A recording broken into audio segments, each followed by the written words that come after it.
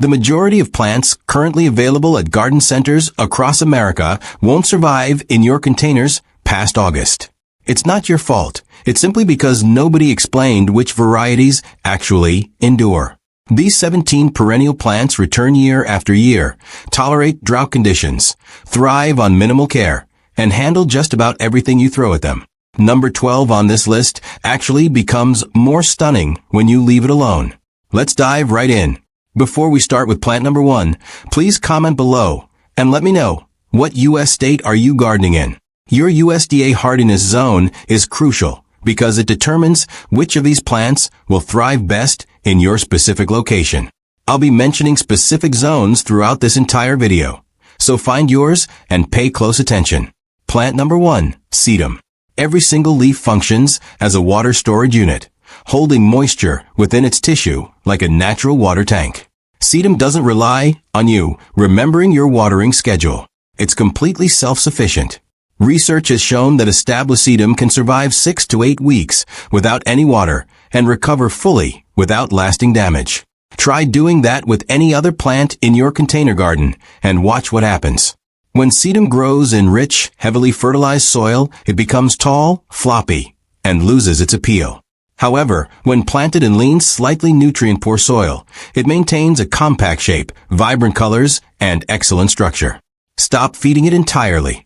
The plant actually responds to your neglect by producing better form, richer color, and superior structure season after season. For variety options, Autumn Fire develops deep copper-pink flower clusters from September through November and maintains an upright position in containers without flopping.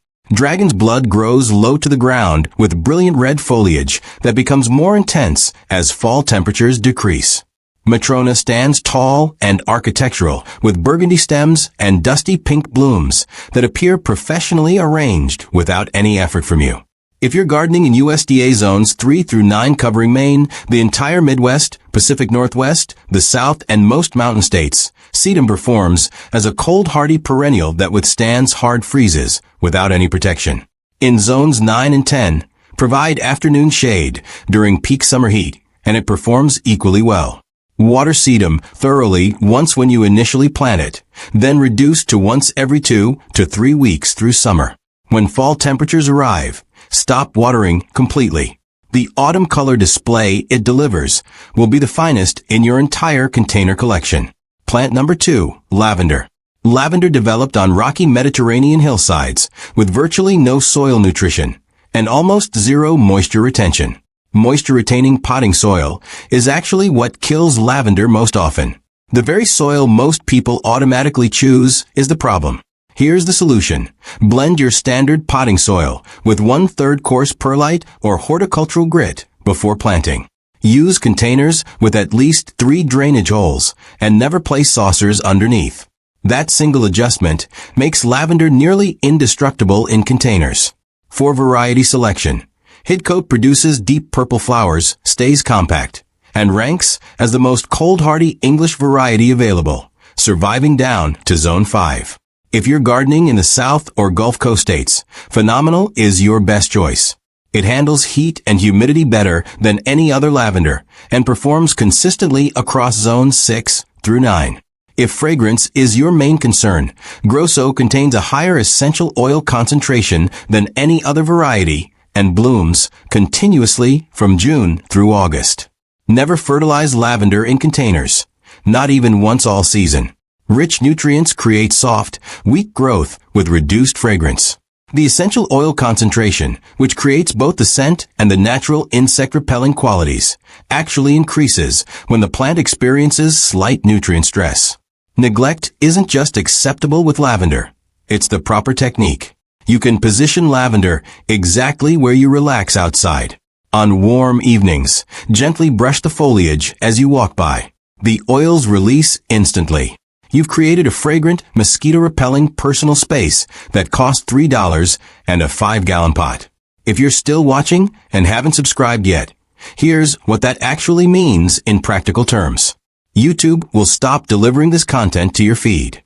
Not slow down, stop completely.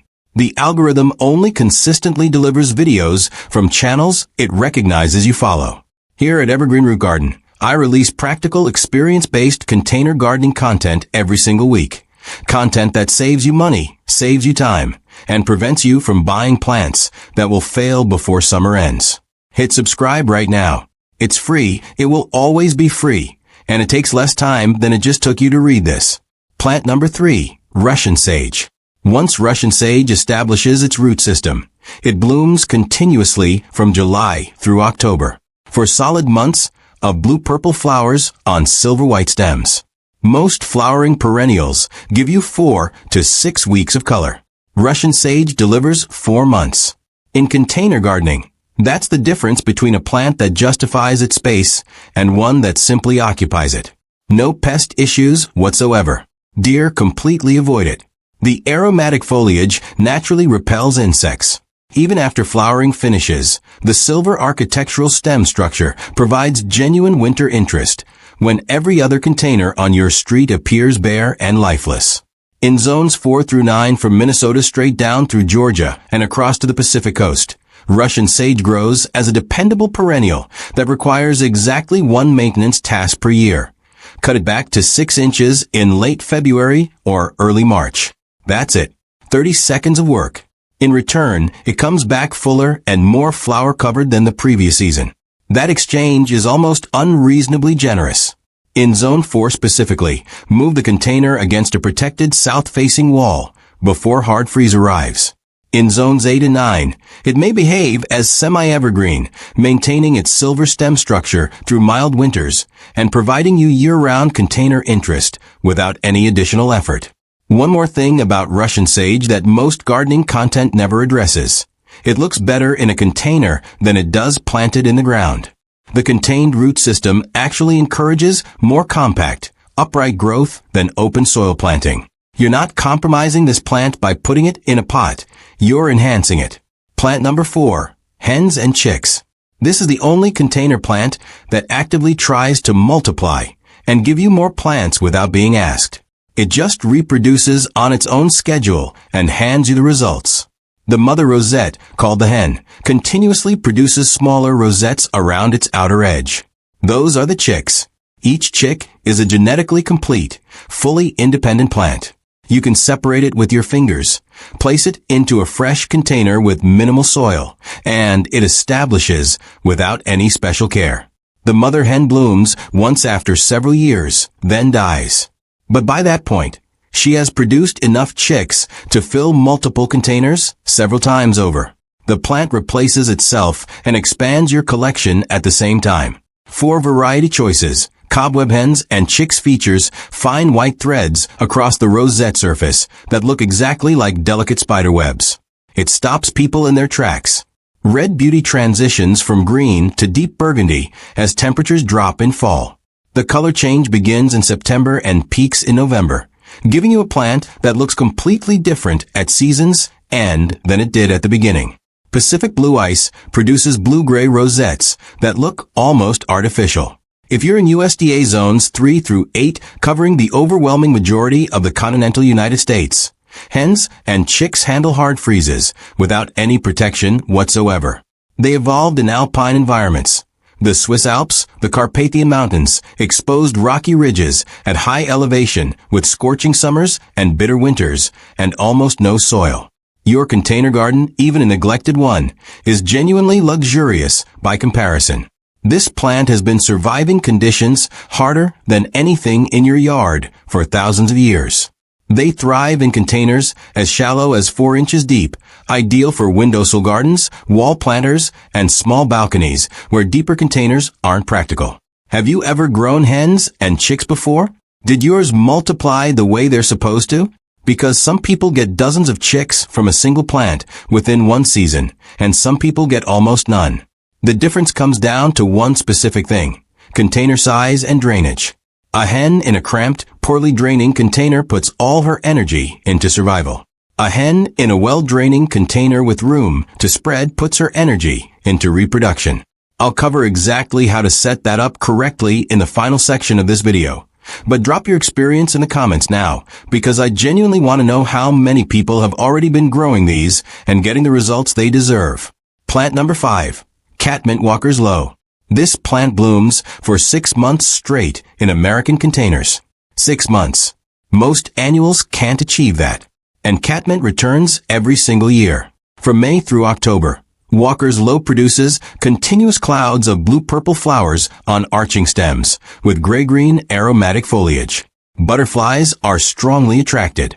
You'll have visible wildlife activity around your containers all summer without planting anything specifically for that purpose. The foliage releases an herbal scent when brushed that most biting insects find deeply unpleasant. You're getting color, wildlife, and natural pest deterrents from one plant. When the first flush of flowers starts looking tired in July, cut the entire plant back by half. It looks severe for about 10 days, then it comes back with a second flush that's often heavier than the first. You get 2 complete bloom cycles from one plant in a single season. Most gardeners skip this cut and lose 6 to 8 weeks of color every summer without understanding why their catmint underperformed. In zones 3 through 8, Walker's Low is fully cold hardy and needs water only once weekly once established, even during peak summer heat. In zones 8 and 9, afternoon shade prevents the foliage from burning in extreme heat, but the plant performs reliably across the entire growing season. Now compare catmint directly to petunias, the most commonly purchased container plant in America. Petunias need deadheading every few days, weekly fertilizing, complete replacement every single year. Catmint needs 1 trim per season, no fertilizer, and comes back stronger every spring for years. The only reason more Americans aren't growing catmint in containers is that garden centers make significantly more money selling you petunias annually. That's the honest answer. Right now, I want you to do one thing before we continue. Hit the like button on this video. Not for me, because every like tells YouTube this content is worth showing to other gardeners across America who are spending money every spring on plants that will fail by August. Your one tap puts this information in front of someone who needs it. Someone who has killed the same annual 3 years in a row and has no idea these 17 plants exist. That's worth 1 second of your time. Plant number 6. Hosta, Sum and Substance. Hostas are actually more beautiful in containers than in ground plantings. Not equally beautiful, more beautiful. And the reason is specific. Containers eliminate slugs, the primary destroyer of hosta foliage in ground plantings. Containers eliminate drainage problems. Hostas rot in poorly draining ground soil, but thrive in well-managed container mix. And containers give you portability. You move them to your best display location in summer and to a protected spot before hard freeze in fall. You're not compromising hostas by growing them in pots. You're giving them better conditions than the ground provides. Sum and Substance produces enormous chartreuse gold leaves up to 18 inches across that glow in shade like they're lit from inside. Halcyon has powder blue foliage that's naturally slug resistant and stays clean and attractive all season without any intervention. Patriot has deep green leaves with crisp white margins that look hand-painted by someone who knew exactly what they were doing. In zones 3 through 9, one of the widest cold hardiness ranges of any shade perennial available to American gardeners, hostas handle hard freezes reliably.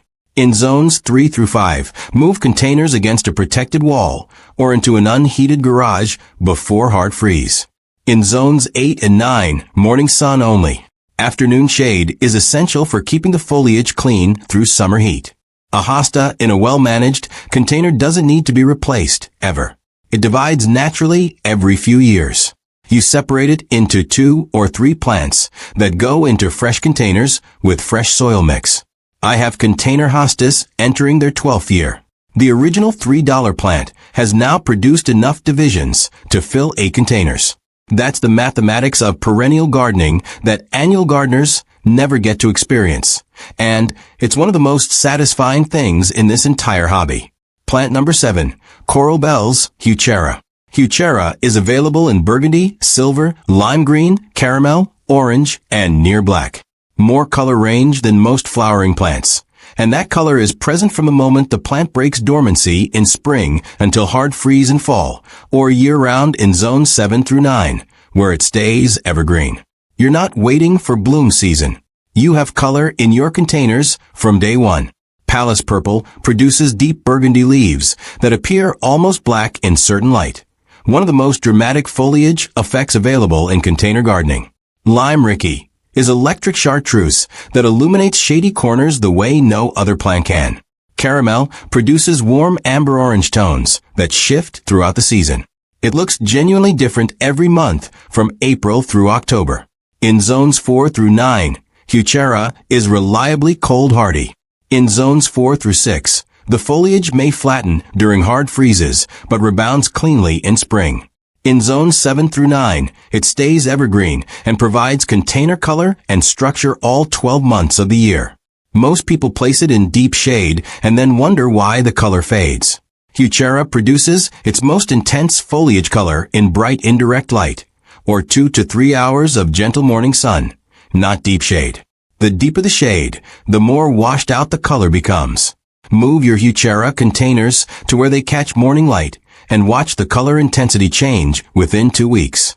That one adjustment makes more difference than any fertilizer, any soil amendment, or any other intervention you could make. Subscribe to Evergreen Root Garden right now, and I want to tell you exactly why that matters beyond the standard reason.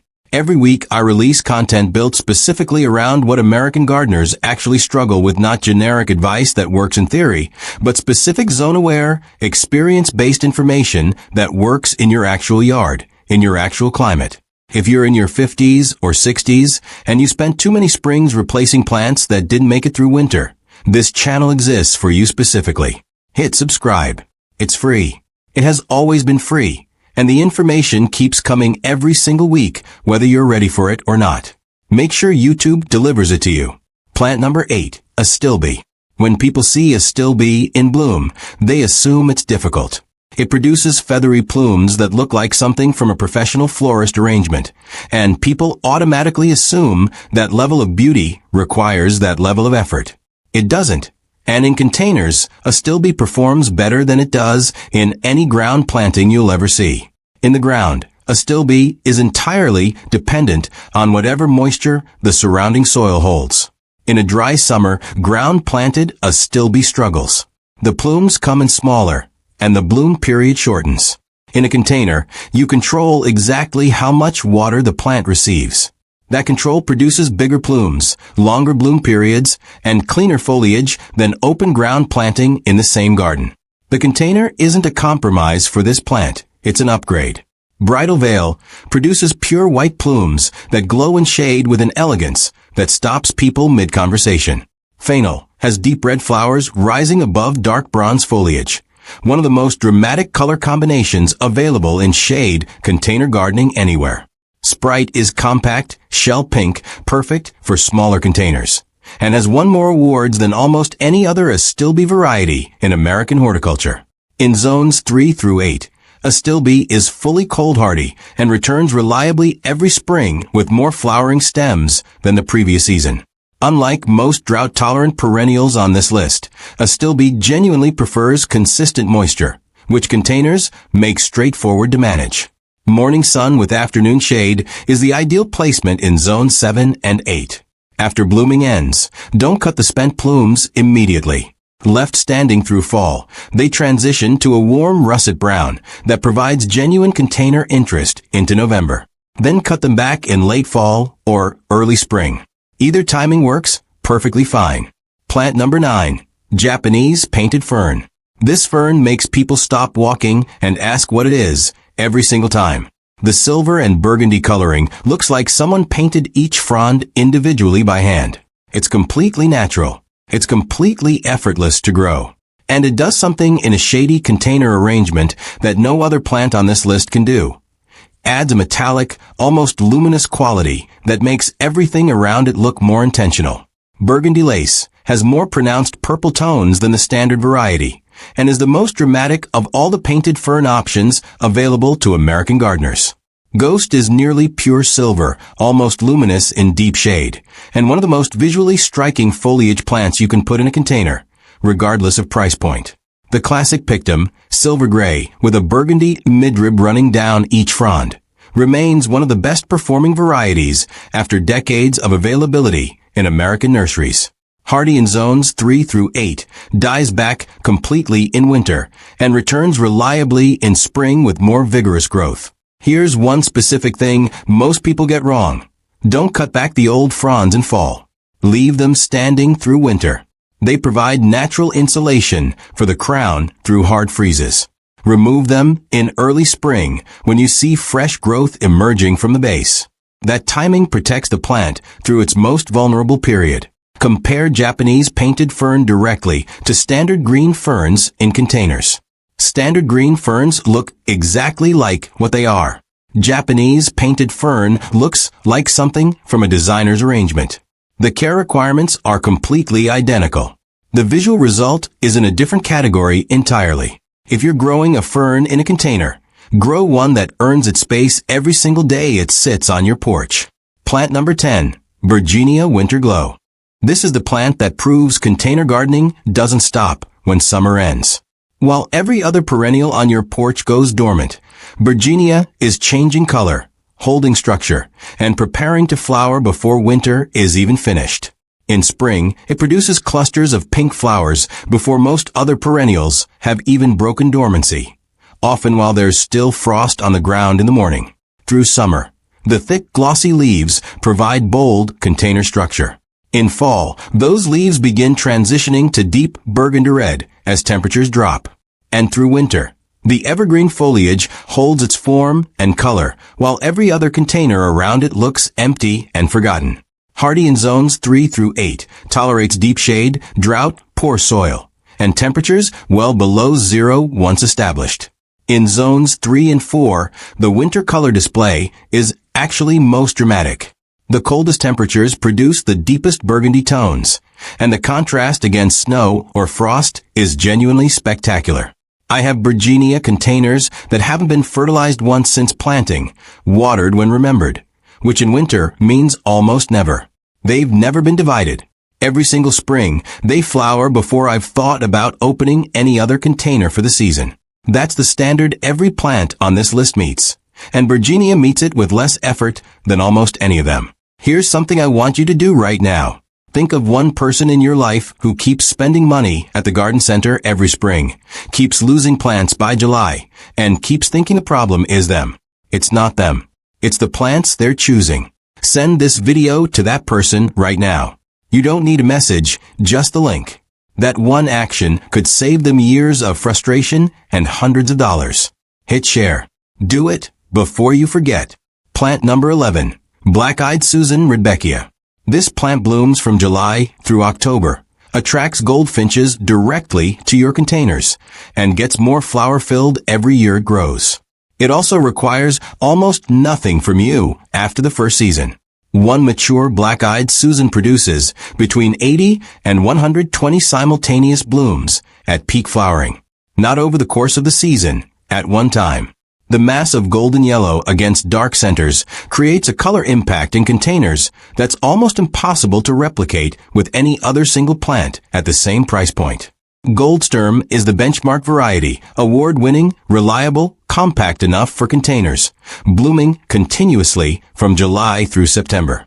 Prairie Sun has yellow petals with green centers instead of dark, a fresher, more contemporary look that stands out from the standard.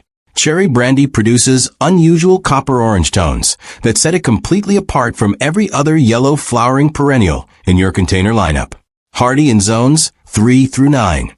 Here's the performance fact most people miss. Black-Eyed Susan performs better in its second and third year than as a new planting. The root system strengthens over winter and produces more flowering stems each successive season. A plant you buy this spring will be more impressive next summer, and even more impressive the summer after that. You're not just buying a plant. You're making a compounding investment in your container garden. Leave the seed heads standing through fall and winter. Goldfinches, chickadees, and house finches feed on them actively from October through February. Your container becomes a wildlife feeding station that costs nothing to operate after the plant is established. Plant number 12, Lamb's Ear Stachys. Here's the plant I told you about at the beginning, the one that gets more beautiful the less you do to it. And I want you to understand exactly why, because the science behind it is one of the most genuinely fascinating things in container gardening. Lamb's ear originates from rocky, sun-baked hillsides in Turkey and Iran. The leaves are covered in dense silver-white hairs. Those hairs aren't decorative. They're a survival system. They reflect intense sunlight to prevent the leaf from overheating. They trap a thin layer of dry air against the leaf surface to slow moisture loss. When you overwater lamb's ear, those hairs flatten against the leaf, trap moisture instead of air, and the plant rots from the outside in. When you underwater it, the hairs stay upright, stay silver, and the plant becomes more striking with every week of drought. Neglect isn't a mistake with this plant. It's the correct growing technique. Big Ears produces leaves up to 6 inches long, the most dramatic variety for container display, and the one that generates the most reactions from visitors. Helen von Stein rarely produces flowers, which means all plant energy goes directly into producing the silver foliage. The best variety if pure visual impact is your priority. Silky Fleece is smaller and more compact, perfect for mixed container arrangements, where you need a silver accent without a dominant presence. Hardy in zones 4 through 8. In zones 9 and 10, provide afternoon shade. The dense hairs can manage intense sun, but extreme southern heat combined with humidity creates conditions outside what the plant evolved to handle. Put lamb's ear next to almost any other container plant, and it does something those plants can't do. It invites touch. People reach out and brush it without thinking. That tactile quality, combined with the silver color, makes it one of the most commented on plants in any container garden. And you achieve all of that by watering it less than anything else on your patio. Plant number 13, Daylily hemerocallis. Each daylily flower lasts exactly 1 day. Each plant produces 30 to 50 buds per stem. The math means continuous color for months from a plant that asks for almost nothing after the first season. Blooms continuously from June through September. Multiplies naturally every 3 to 4 years. Divides itself into additional plants you can separate and move into fresh containers at zero cost. Available in every color except true blue and pure white. Stella d'Oro is the gold standard for containers, compact, reblooming from spring through frost, universally reliable across American climates. Happy Returns is pale yellow and slightly more heat tolerant. Purple d'Oro delivers the same compact, reliable growth in deep purple. Hardy in zones 3 through 9. Evergreen varieties in zones 7 through 9 retain foliage through mild winters. Dormant varieties in zones 3 through 6 die back completely and return with full vigor every spring. Drop in the comments, what color daylily do you have or want in your containers? Because the variety selection is genuinely overwhelming, and I want to know what American gardeners are actually drawn to most. Plant number 14, ornamental grass, Karl Forster. No other container plant does what ornamental grass does: movement, sound, 4-season structure, zero maintenance after the first year. Spring brings fresh green vertical structure back to containers. Summer develops the characteristic wheat-colored feathery plumes.